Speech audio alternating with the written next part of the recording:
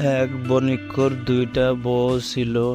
বড় বউয়ের থেকে ছোট বউকে বেশি ভালোবাসতো। ছোট বউয়ের অনেক বড় চুল।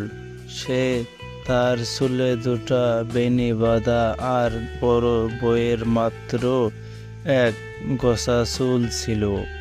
জামাইটা ঘরে থেকে বের হয়ে বউকে বলল, থাকো, আমি বিদেশে চলে যাচ্ছি, ভালো করে থাকো, ছোট বউয়ের সঙ্গে ভালো ব্যবহার করো, কাজিয়া যেন লাগে না, থাকো তাহলে আমি যাই।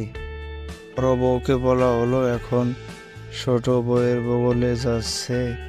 ছোট বউকে বলবে, ছোট বউয়ের কাছে এসে বলতেছে, থাকো, আমি তাহলে শহরে চলে যাব, কাজে অফিসে যাব, তুমি বড়রার সঙ্গে ভালো ব্যবহার করো, কাজিয়া যেন লাগে না, মিলেমিশে চলবে, আমি তাহলে চলি এখন।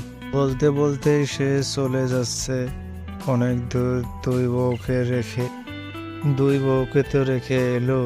দুই বউ তো অনেক ঝগড়া করে। সে মনে মনে ভাবতেছে আর গেতেছে। স্বামীটা চলে যাওয়ার পর দুইজনে দুই ঘরে গেতেছে, দুইজনেরই মন খারাপ। সেদিন পুরা দিনটাই গেল, যার যার কাজ সে করে নিল। তার কিছুদিন পর